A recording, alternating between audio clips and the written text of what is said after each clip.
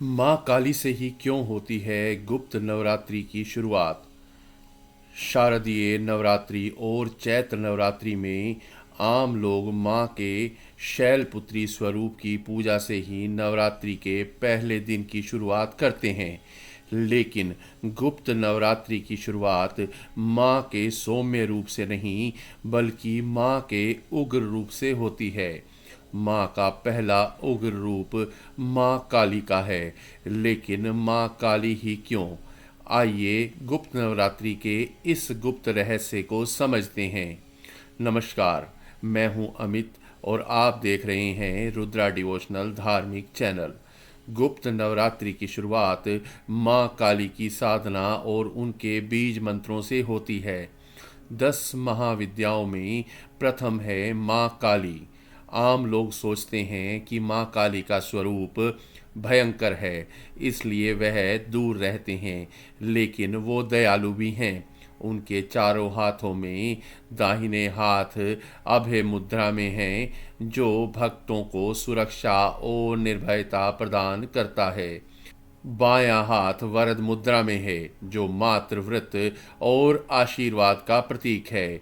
उनका काला वर्ण राक्षसों की मुंडमाला, खड्ग और उनके रौद्र रूप को दर्शाते हैं, जो बुराई का नाश करती है। साथ ही उनके लंबे खुले बाल नारी शक्ति की निरंतरता और अनंतता को दर्शाता है। आम लोग नहीं जानते कि काली शब्द सिर्फ उनके रंग से नहीं बल्कि यह शब्द काल से लिया गया है। काल यानी समय। माँ काली को समय, अंधकार और परिवर्तन का प्रतीक कहा जाता है। सब कुछ उनमें ही समाया हुआ है। इसलिए जब गुप्त नवरात्रि का समय आता है तो माँ काली की साधना की पहली आधारशिला बनती है। 10 महाविद्याओं में सबसे पहली माँ काली तांत्रिक साधना की नींव है। उनकी पूजा के बाद किसी साधक की कुंडली शक्ति जागृत होती है। कुंडलिनी शक्ति जागृत हो, साधना का कठिन मार्ग आसान हो, तभी साधक बाकी महाविद्या को ग्रहण करने के योग्य बन पाता है। और यही गुप्त नवरात्रि का मुख्य लक्ष्य भी है। माँ काली की पूजा के बाद ही साधक नकारात्मक शक्तियों, भय, क्रोध, अज्ञानता से मुक्ति पाता है। और जो इनसे मुक्ति पा गया उसके बाद ही कोई महाविद्या को समझने के योग्य बन पाता है और तब कहीं जाकर मोक्ष मिलता है।